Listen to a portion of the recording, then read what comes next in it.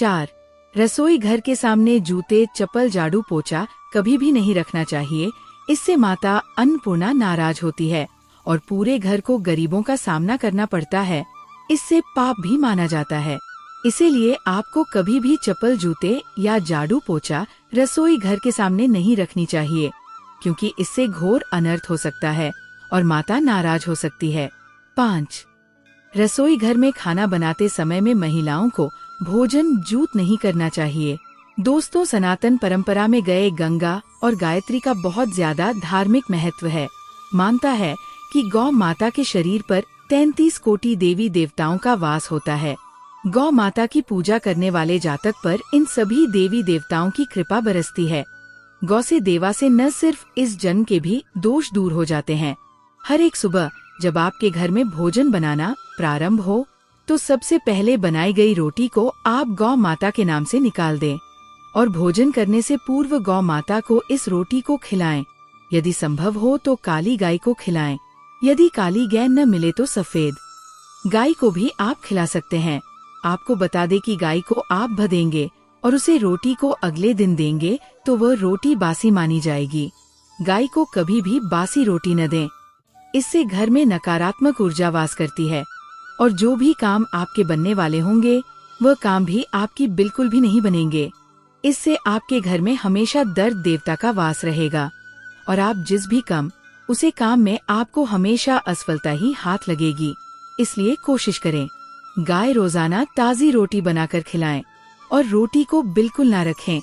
बंसी रोटी गाय को ना दें और साथ ही साथ सदी गली चीज गाय को नहीं खिलानी चाहिए। घर में कोई फल है, कोई सब्जी है, सब जाए तो लोग क्या करते हैं, गाय को देते हैं। न काथ ही साथ अब आटे की 11 लोहिया बनाकर उनके ऊपर हल्दी लगाई, इसके बाद को खिलाएं। हर एक लोगों को खिलाते समय गाय के सिंगों पर आप हाथ फेर, पीठ पर हाथ फेर, मस्तक पर हाथ फेर। माता गाय के अब चरणों का स्पर्श करे। दोस्तों, ऐसा करने से आपके समस्त काम बनने लगेंगे। जो दोहा का समय चल रहा है वह भी खत्म होगा। आपके जीवन में खुशियाँ ही खुशियाँ होगी। और एक बार आप 7 बार गाय की परिक्रमा भी कर लें तो आपके समस्त कम होंगे। और साथ ही साथ आए को जब भी रोटी दे, रोटी पर या तो आप थोड़ी हल्दी लगा लें या थोड़ा अच्छा रख लें। अगर अच्छा ना हो कभी भी सूखी रोटी ना खिलाए। सूखी का मतलब गाय को रोटी खिलाई, उसे पर कुछ ना कुछ रख कर खिलाए। हल्दी रख ले, अच्छा रख ले, मिश्री, घी या जो भी रख ले, मतलब खाली नहीं खिलानी है। इतना करने मात्र से आपके जीवन के सभी दुख दर्द समाप्त हो जाएंगे। तो यदि आज की खास वीडियो, आशा है कि आज की इस प्रस्तुति में बताई गई जानकारी आपको अच्छे से समझ आ गई होगी।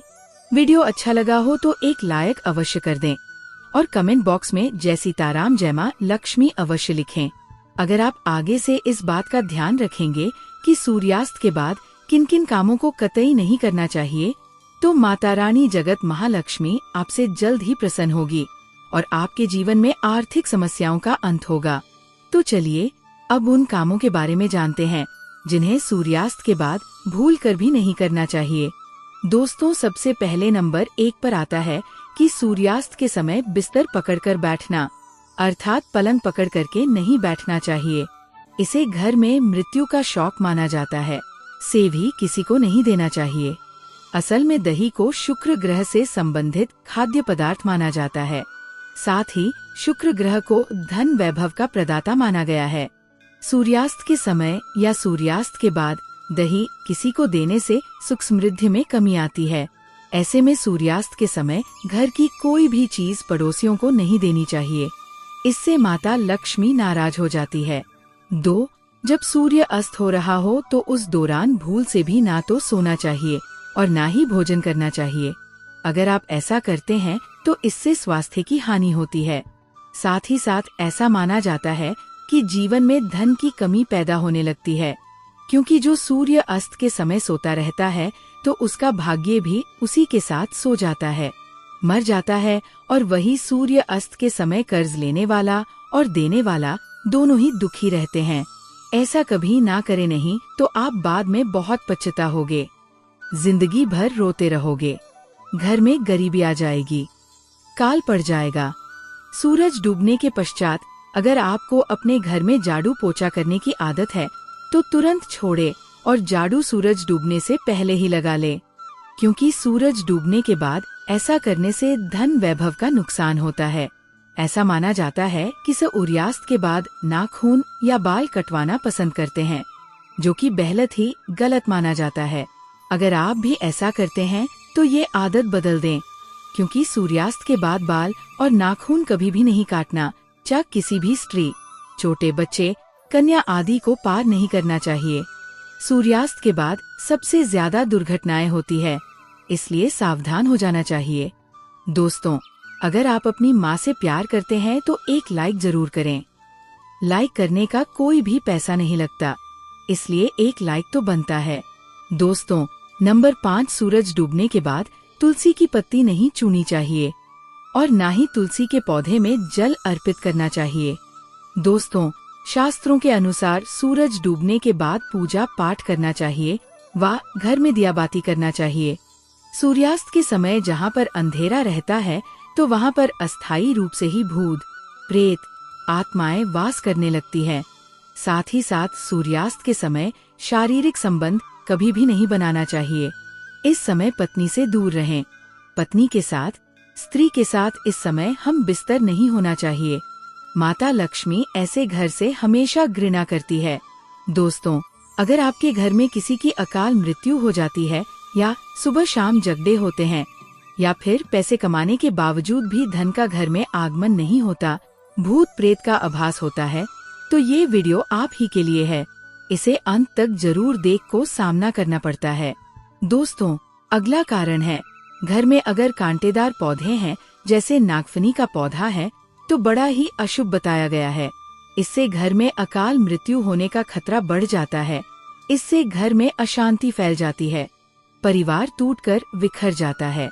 भूत, प्रेत, आत्माएं घर की ओर अपना वास बना लेती है और आए दिन पति पत्नी में झगड़े होने लगते हैं, क्योंकि कांटे प्यार का प्रतीक नहीं, नकारात्मकता बढ़ाने वाला मुख्य कारण है।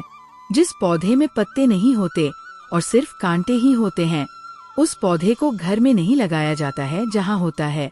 अगर आप अपने घर से भूत प्रेत आत्माएं भागना चाहते हैं तो नियमित पूजा घर में दिया बाती करते रहें। तुलसी में दीपक अवश्य जलाएं और हफ्ते में पूरे परिवार को तुलसी का एक पत्ता अवश्य खाना चाहिए। अगर आप नहीं खाना चाह करते हैं तो चाय में डालकर पी लीजिए। इससे आपको धनवान होने से कोई नहीं रोक सकता। बीमारी जड़ से खत्म हो जाती है, कैंसर खत्म हो जाता है। दोस्तों, नंबर 6, घर में अगर टूटे फूटे ईंट पत्थर पड़े हैं या टूटी हुई खाट पड़ी है तो बहुत ही अशुभ बताया गया है। वास्तु शास्त्र के अनुसार इससे घर में झगड़े बढ़ते हैं। घर में पुराने टूटे हुए बर्तन या कांच के टूटे हुए बर्तन नहीं रखना चाहिए। टूटा हुआ आईना, बंद पड़ी घड़ी भी हटा देनी चाहिए। ये छोटी छोटी बातों पर अगर आप ध्यान देंगे तो घर में कभी भी गरीबी नहीं आई।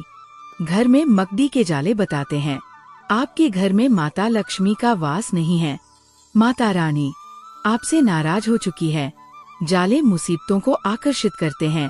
धीरेंद्र शास्त्री जी बताते हैं कि घर में जाले बताते हैं आपके घर में कोई बुरी आत्मा बैठ चुकी है, इसलिए बर्बाद होने से पहले, खुद को नष्ट होने से पहले जाले तुरंत हटा दें।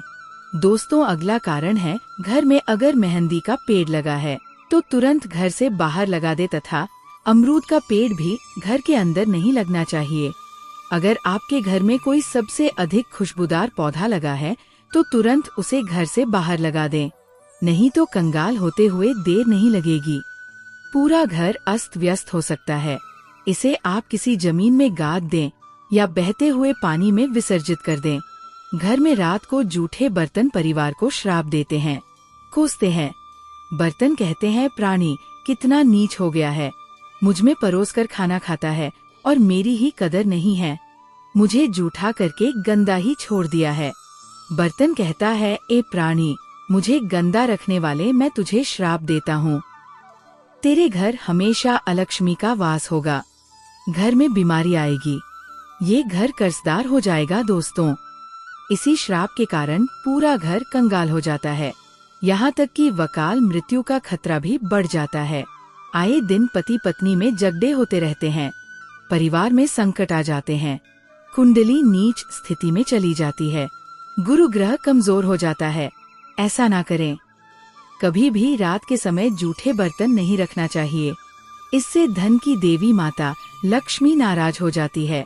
रसोई घर हमेशा साफ सुथरा रखना चाहिए, क्योंकि इसमें माता अन्नपूर्णा का वास होता है। दोस्तों, वास्तु शास्त्र कहता है कि पति पत्नी के कमरे में किसी भी पराये पुरुष को तथा परिवार में किसी भी सदस्य को बार बार नहीं जाना चाहिए, तथा पति पत्नी के कमरे में सोना भी नहीं चाहिए। इससे पति पत्नी के रिश्तों में दूरियां आ जाती है, जीवन में खटास बढ़ जाती है। पति पत्नी के कमरे में किसी भी गैर व्यक्ति को चप्पल जूते लेकर भी नहीं जाना चाहिए, नहीं तो पति पत्नी का जीवन बर्बाद हो सकता है। मान लीजिए इस समय आईने से निकलने वाली शक्ति या ऊर्जा चेहरा देखने वाले के अंदर प्रवेश कर जाती है, इसलिए ऐसा ना करें। इस समय आईने पर कोई पर्दा आदि लगाते हैं। कपड़े सुखाते समय ध्यान रखना चाहिए कि तुलसी के आसपास कपड़े कभी भी नहीं सुखाना चाहिए, इससे माता तुलसी क्रोधित हो सकती है और घर में भयंकर धन की हानि हो सकती है। घर का मंदिर हमेशा साफ रखना चाहिए। अगरबत्ती के डिब तथा सड़े गले फूल हटा देने चाहिए। मंदिर के अंदर एक से ज्यादा भगवान की मूर्ति नहीं रखनी चाहिए। खंडित मूर्तियां भी हटा देनी चाहिए, जो कि वास्तु शास्त्र में बताया गया है। दोस्तों, पति पत्नी को रात के समय प्रेम जरूर करना चाहिए और गिले शिकवे छोड़कर रिश्तों को आगे बढ़ाना चाहिए। भगवान कृष्ण कहते हैं, जिस घर में पति पत्नी आपस में प्रेम करते हैं, उस घर में सदैव मेरा वास होता है, और जहाँ पत्नी रोती है तथा कोई भी स्त्री रोती है, उस घर में भगवान का वास कभी भी नहीं होता है। एक स्त्री का जीवन तभी पूर्ण और सफल माना गया है जब वो पूजा पाठ तथा व्रत करें। हमेशा घर की स्त्री को एकादशी का व्रत तथा सोमवार का व्रत, शुक्रवार का व्रत जरूर रखना चाहिए और सुबह के समय स्नान जल्दी कर लेना चाहिए। दोस्तों, इससे पुण्य लाभ मिलता है, परिवार में कभी भी कष्ट नहीं आते। माता लक्ष्मी हमेशा दोनों हाथों से ही धन बरसाती है। ऐसी स्त्री अपने परिवार के लिए ढाल का काम करती है। परिवार में चाहे कितने भी संकट क्यों ना आ जाएं, गरीबी कभी नहीं आती। ऐसे घर में सदैव भगवान का वास होता है। दोस्तों, अगर आप माता लक्ष्मी को अपने घर पर बुलाना चाहते हैं तो एक लाइक जरूर करें। कमेंट बॉक्स में लिखें, जय माता लक्ष्मी दौन। आपको अगर हमसे कुछ पूछना है तो आप हमें कमेंट करके पूछे।